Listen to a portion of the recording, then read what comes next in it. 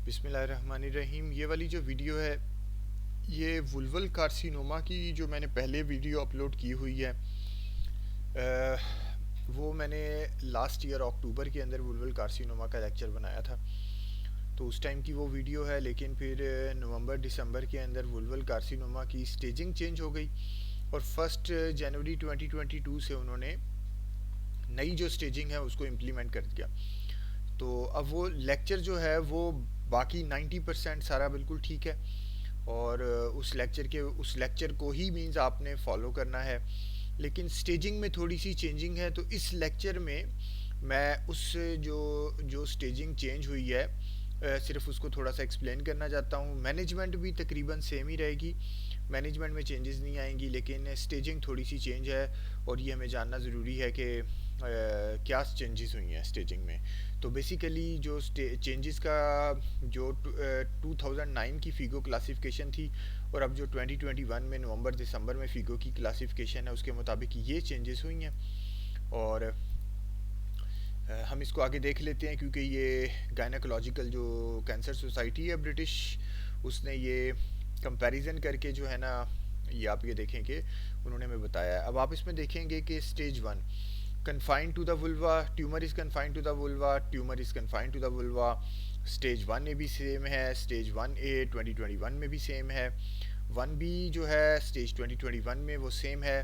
There is no change in criteria, not methodology change for measuring depth of invasion. ये depth of invasion जो पहले histology के ज़रिए या क्लिनिकली मेजर की जाती थी, उन्होंने अब कहा है कि रेडियोलॉजी का भी हम थोड़ा सा उसके अंदर हेल्प ले सकते हैं। तो बस ये थोड़ा सा है इशू से मुराद कि ये थोड़ा सा बीच में एक है, लेकिन उसमें भी अभी ये अगर आप पूरी वो गाइडलाइन को देखेंगे तो मेरा ख्याल है कि उन्होंने अभी ये जो रेडियोलॉजी वाला है उसको उन्होंने कंसीडरेशन में रखा है, लेकिन उन्होंने इसको फाइनल नहीं किया। उन्होंने कहा कि रेडियोलॉजी से हम हेल्प ले सकते हैं डेप्थ ऑफ इन्वेजन के लिए, जो कि पुरानी गाइडलाइन में था कि हिस्टोलॉजी और क्लिनिकली था, रेडियोलॉजी का इतना रोल उन्होंने कहा था नहीं है, लेकिन अब वो कहते हैं कि रेडियोलॉजी का थोड़ा सा रोल है।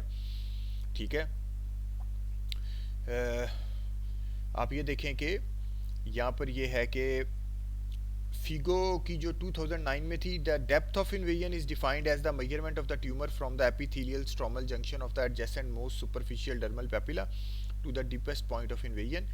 2021 में वो कहते हैं the depth of invasion is measured from the basement membrane of the deepest adjacent dysplastic tumour free rete ridge और nearest dysplastic rete ridge to the deepest point of invasion. देखें, इसमें कंफ्यूज होने की ज़रूरत नहीं है, सिर्फ जहन में रखें कि जो पुराना लेक्चर है ना वो उसको आप जहन में रखें। सिर्फ स्टेजिंग जो है ना आपको पता होनी चाहिए कि कौन सी स्टेज में थोड़ी सी चेंजेस हुई हैं।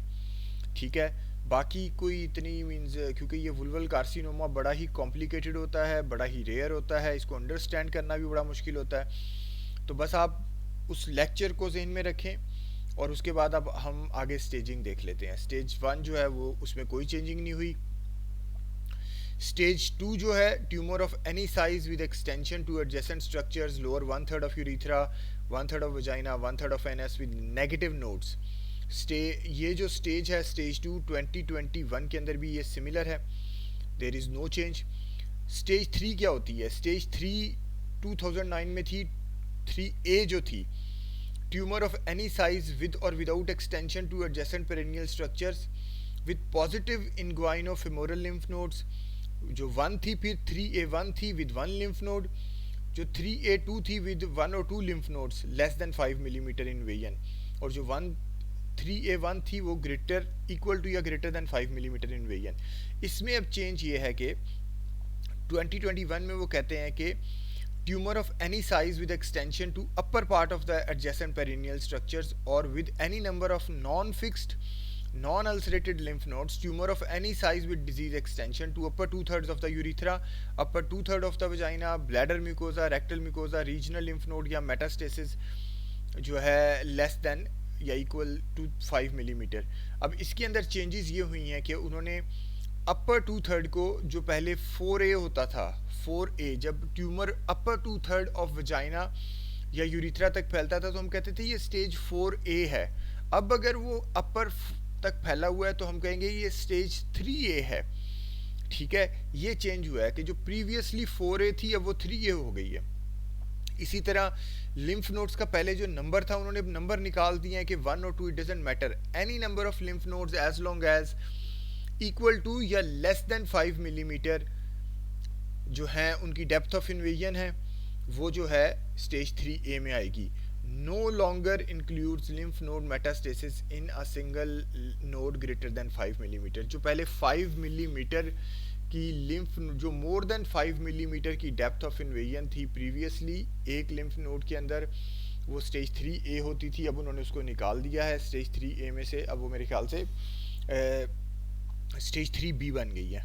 ठीक है, आप ये देखें स्टेज 3A में चेंजेस हैं, स्टेज 3B में चेंजेस हैं कि स्टेज 3B पहले क्या थी कि विद 2 लिम्फ नोड्स और फिर विद 3 लिम्फ नोड्स. उन्होंने अब कहा है कि नंबर को छोड़ दें, बस 1 2 3 कुछ नहीं होता, आपने डेप्थ ऑफ इन्वेजन पे नज़र रखनी है. अगर इक्वल टू 5 या लेस देन 5 है तो 3A है, अगर मोर देन 5 है ठीक है तो 3B है. ठीक है, और इसी तरह जो C है उसके अंदर वो एक्स्ट्रा कैप्सूलर स्प्रेड हो जाएगा, तो वो उसमें नो चेंज है. ये चेंजेस हैं बेसिकली ना. 3A को आपने जहन में रखना है, इसमें चेंज हुआ है, और फिर 3B जो कि मीन्स 3A की ही एक्सटेंशन है उसमें चेंज हुआ है. 3C में नहीं है क्योंकि वो कैप्सूल तक चला जाएगा, कैप्सूल तो बेशक एक लिम्फ नोड के जाए 2 के जाए तो वो 3C में चला जाएगा. इसी तरह जो स्टेज 4A थी वो अब स्टेज 3A बन गई है, और स्टेज 4A जो है वो 4B प्रीवियसली जो जैसे आप कह लें कि जो ज़्यादा एक्सटेंडेड फॉर्म था, जैसे 4B जो थी उसको उन्होंने 4A में बना दिया है, और फिर डिस्टेंट मेटास्टेसिस 4B बना दिया है. ठीक है, तो एज सच मीन्स के 4A जो थी वो अब 3A बन गई है. ये एक किस्म की ज़्यादा कॉशियस अप्रोच उन्होंने बना ली है. मैनेजमेंट के अंदर इसकी कोई इतना ज़्यादा चेंजिंग नहीं है क्योंकि मोर और लेस हमने सर्जरी ही करनी है, सर्जरी करनी है, पैलिएटिव उसके बाद ट्रीटमेंट करनी है, तो एज सच मैनेजमेंट में कोई इशू नहीं है. लेकिन जो स्टेज 3A थी 4A थी वो 3A बन गई है, यानी कि 4A थी कि अपर part of urethra, upper 2/3 of urethra, upper 2/3 of vagina या अपर 2/3 ऑफ एनस, मींस ये जो थे ये अब 3A हो गया है कि अगर अपर तक चला गया तो वो 3A हो जाएगा. भाई ये चेंजेस हैं इसके अंदर, तो ऐसा सच घबराने की या परेशान होने की ज़रूरत नहीं है. जो पुराना लेक्चर है वो कम्प्लीटली वैलिड है, आप उसी लेक्चर को सुने, उसी लेक्चर को अंडरस्टैंड करें, और फिर स्टेजिंग जो है उसको आप सिर्फ डिफ्रेंशिएट कर लें कि 3A के अंदर ये चेंजेस हुई हैं बस. 3B तो ऐसा 3A की एक्सटेंशन है, और 3C तो फिर डिफरेंट हो जाता है कि कैप्सूल इन्वॉल्व हो जाएगा तो वैसे 3C बन जाएगी. और 4A जो है जब वो 3A बन गई है तो उसके अंदर से तो कुछ चीज़ें एक्सक्लूड हो जाएंगी. तो यही बेसिकली थोड़ी सी चेंजेस हुई हैं इस लेक्चर में. मैं सिर्फ इन चेंजेस के बारे में ही बताना चाहता था. मैनेजमेंट के ऊपर आपने ज़्यादा टेंशन नहीं लेनी, वो मैनेजमेंट वही रहेगी, क्योंकि वो 3A जो होती है वो भी मीन्स के एक्सटेंडेड, जब एक्सटेंशन पहले से ही मीन्स के जब ये वजाइना, यूरिथ्रा या एनस इन्वॉल्व हो जाता है तो वो सर्जरी करनी पड़ती है, तो वो एज सच मैनेजमेंट हमारी उतनी चेंज नहीं होगी. मैनेजमेंट चेंज होती है अगर स्टेज 1 की कुछ चेंजेस होती हैं या स्टेज 2 की भी कुछ चेंजेस होती हैं तो हमारी मैनेजमेंट चेंज होती. ठीक है, तो ये जो एक छोटा सा मैंने छोटी सी वीडियो बनाई है सिर्फ ये एक्सप्लेन करने के लिए कि जो स्टेजिंग है वो थोड़ी सी चेंज हो गई है, और जो लेक्चर था वो पुरानी स्टेजिंग के मुताबिक था.